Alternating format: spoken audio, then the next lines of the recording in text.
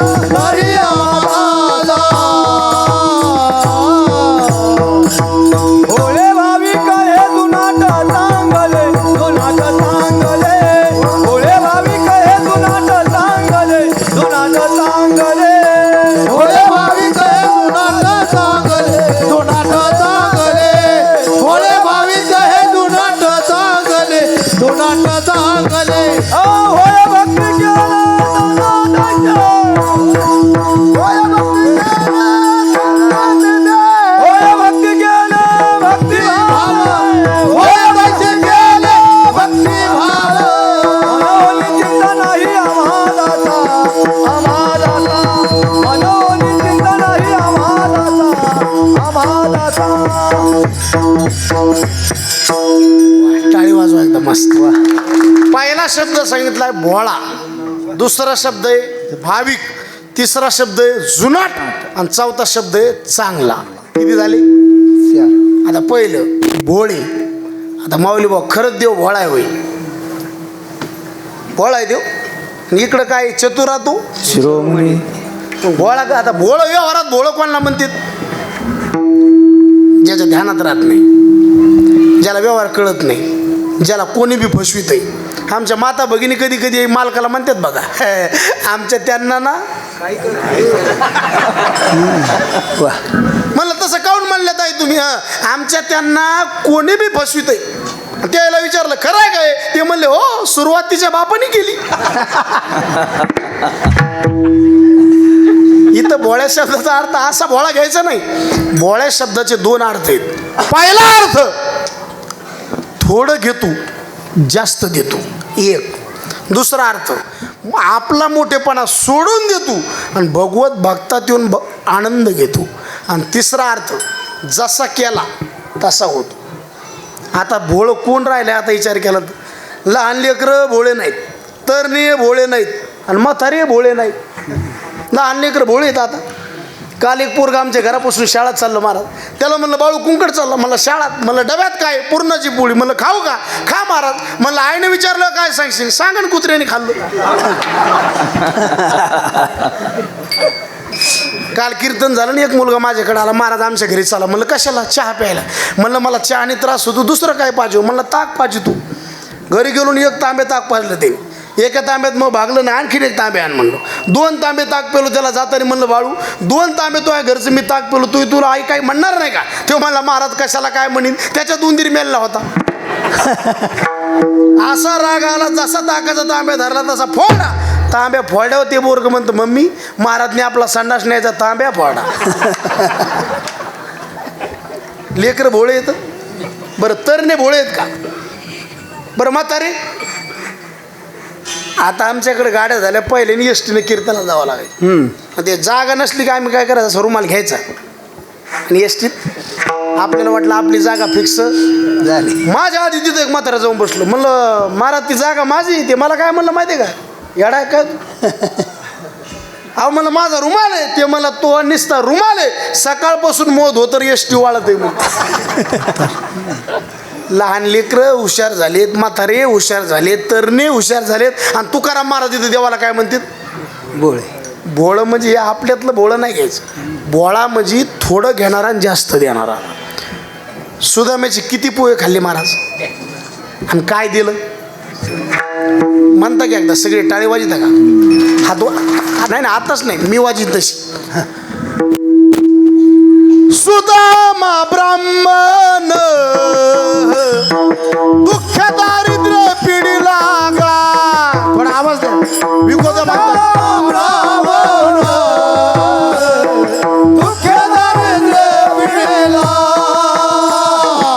टाळी वाजवा. टाळी हातावर घ्या पुरुष वर्ग, सर्वांनी टाळी वाजवा. एक एक एक सुदामा ब्राह्मण दुःख दारिद्र्य पिढी लागा. सुदामा ब्राह्मण दुःख दारिद्र्य पिढी लागा. हे मुष्टीभर पोह्यासाठी गाव सोनियाचा दिला गा. हा मुष्टीवर घालणारी गाव सोनियाचा दिला गा. हे विठोबाचा धर्म जागो, त्याच्या चरणी लक्ष लागो. विठोबाचा धर्म जागो, त्याच्या चरणी लक्ष लागो. हे विठोबाचा धर्म जागो, विठोबाचा धर्म जागो, त्याच्या चरणी लक्ष लागो. हे विठोबाचा धर्म जागो, त्याच्या चरणी लक्ष लागो.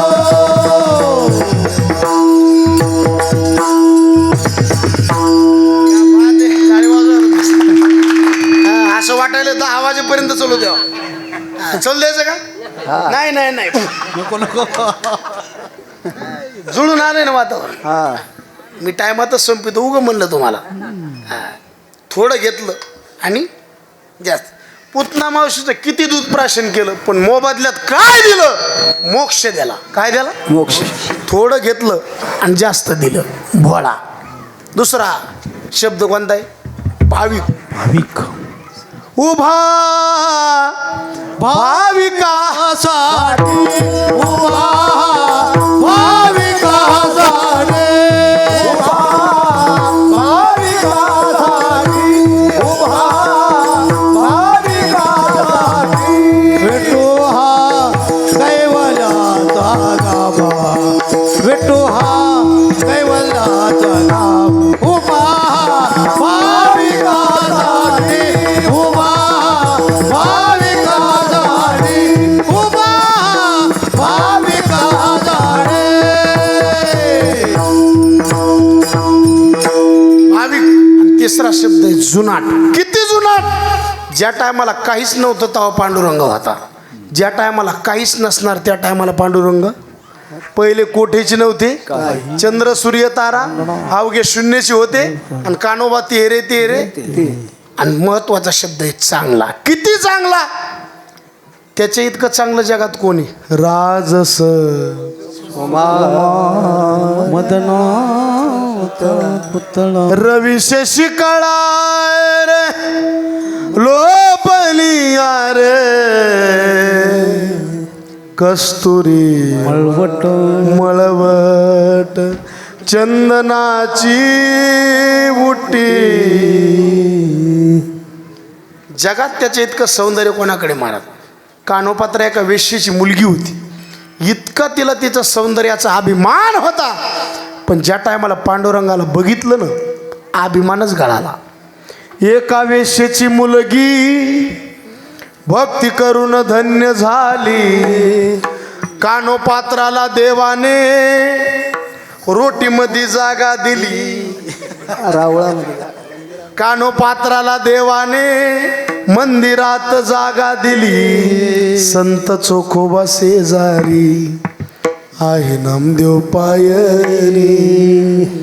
धनी मलाही दाखवाना रायाची पंढरी. महिला मंडळी माझ्या मागं म्हणा तुम्ही सर्व.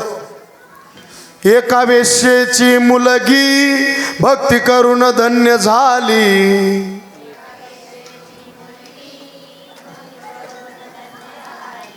कानोपात्राला देवाने मंदिरात जागा दिली.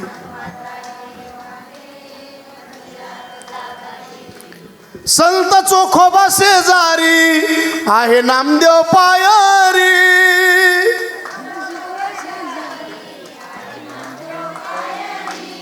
धनी मलाही दाखवाना विठुरायाची पंढरी.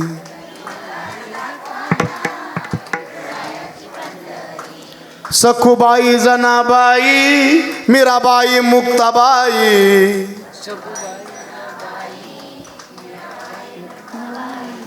त्यांचे अभंग ऐकोनी तन मन गहिवरून येई.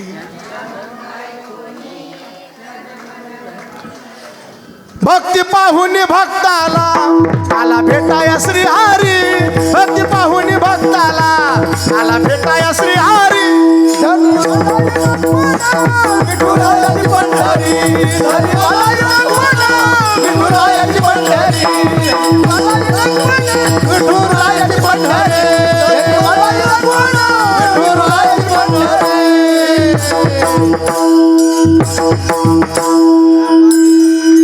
टाळी वाजवा आमच्या माता भगिनी करता येतात. गोड भजन केलं त्याच्या इतका चांगला जगात कोण नाही. म्हणून भोळा आहे एक, भाविक आहे दोन, जुनाट आहे तीन, चांगला आहे. हो पण म्हणले आम्हाला फायदा काय? होय तैसे केले भक्तिभावे. तुम्हाला देव जसा व्हायला पाहिजे तसा देव होतो. भाऊ व्हायचा का? भाऊ होतो. बाप व्हायचा का? बाप होतो. मुलगा व्हायचा का? मुलगा होतो. बहीण व्हायचा का? झाला नाही. कोणाची? चोखोबाची बहीण झाला शारंगार. वहिनी उघडा दार हाका मारी वहिनी उघडा दार हाका मारी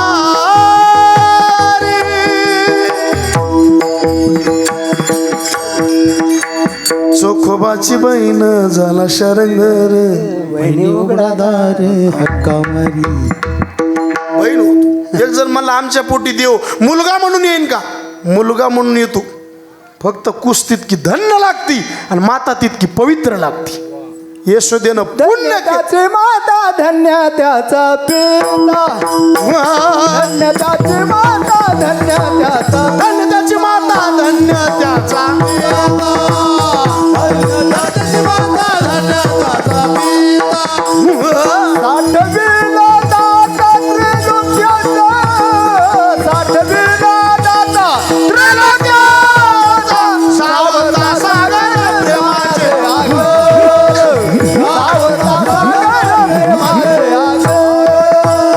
सावता सागर प्रेमाचे आगर, अरे वा. सावता सागर प्रेमाचे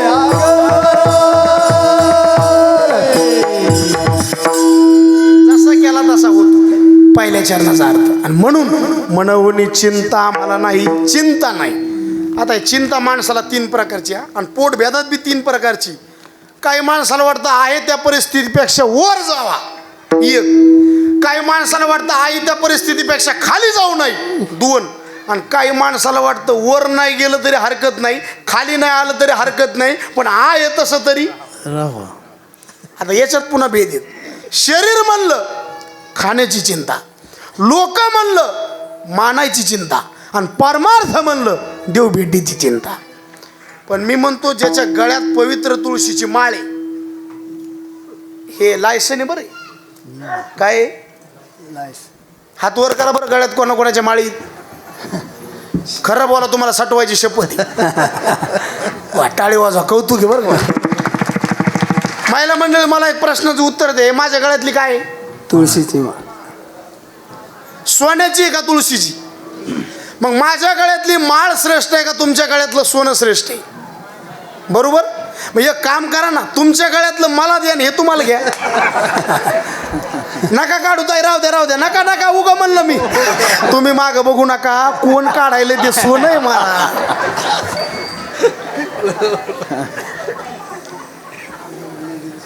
याच्या इतकी ताकद जगात नाही मला. आता हे आमचे पुरुष वर्ग आहेत. एवढं लॉकेट जर गळ्यात घालायचं म्हणलं महाराज, किती पैसे लागते? हां, 10 लाख. 10 लाखाचं लॉकेट गळ्यात घाला, तुमच्यावर नजर चोराची राहती. 100 रुपयाची गळ्यात तुळशीची माळ घाला, तुमच्यावर नजर देवाची राहती. कलठी मिरवा तुळशी व्रत करा एकादशी. मग गळ्यात ज्याने पवित्र तुळशीची माळ घातली, कपाळावर त्याचा अष्टगंध बुक्का आहे, गोपीचंद आहे, त्यांनी खाण्याची चिंता करायची. अरे फकीर होकर फिकीर करताय, ओ साला गदाय, चिंता करायची नाही. तुमच्या इकडं लग्न झाल्यावर बायकोच्या गळ्यात मंगळसूत्र किती दिवशी घालतील? लगेच 4थ्या दिवशी, लगेच हा, त्याच दिवशी. आणि एकदा मंगळसूत्र बायकोच्या गळ्यात टाकलं, सूत्र तिच्या हातात, मंगळ आपल्या माग. हे मंगळसूत्र एकदा टाकलं की बायको आपलं एकदाच नाव घेते. किती बार घेते? ते बी जुन्या बाया नाव घ्यायच्या. येत होते, जात होते, खिडकी वाटे पाहत होते, खिडकीला 3 तारा, आडकी त्याला घुंगर 12, पान खाते 13 घाम येतो धरा धरा. तिकडून आला व्यापारी, त्याने दिली सुपारी, सुपारी देते वाण्याला, हांडाने ते पाण्याला पाणी, आणि त्या आडाचं वाडा बांधते, भिंगाचा वाड्यात वाडे, 7 वाडे, 7 वाड्यात पलंग, पलंगावर गादीन, गादीवर उशीन, उशीवर बशीन, बशीत कप, कपात घडीन, घडीत वाजला 1, पांडुरंगाचं नाव घेते बी ज्ञानोबा तुकोबाची. एवढं नाव कुठपर्यंत लालासाहेब बुवा? 1 लेकरू होस्त, आणि 1 लेकरू झालं बाईला म्हणा नाव घ्या, 3च काड्यात खलास. राम बसले राज्यावर, सीता बसली अंकाव, आमचे त्यांचं नाव घेते, तेच माझ्या कुंकाव. आणि म्हातारपणाला मनाबर म्हातारीला नाव घ्या, दात खाऊन नाव घेते म्हातारी. मग म्हणती जात होते मा हळदी कुंकाला, बटन तुटलं बटव्याचं, काय नाव घ्यायचं? त्या सटव्याचं.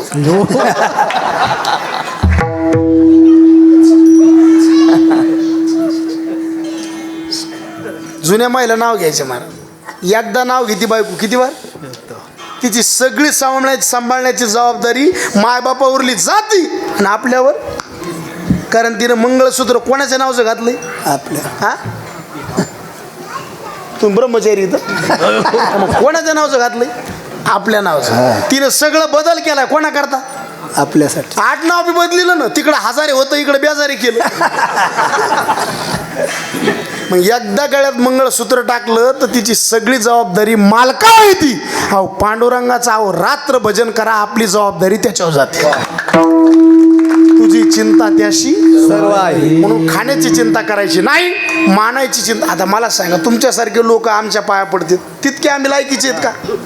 नाही. अहो खरंच नाही. तुम्ही जरी नसले म्हणत आम्हाला माहिती आहे. चोरा मन दर्पण केला,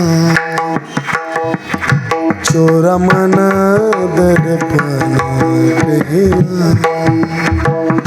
लोक किती मानू द्या, किती पाया पडू द्या, पण मन सांगत असतं आपण किती पुण्यवान आहेत आणि किती पापी आहेत. विठ्ठला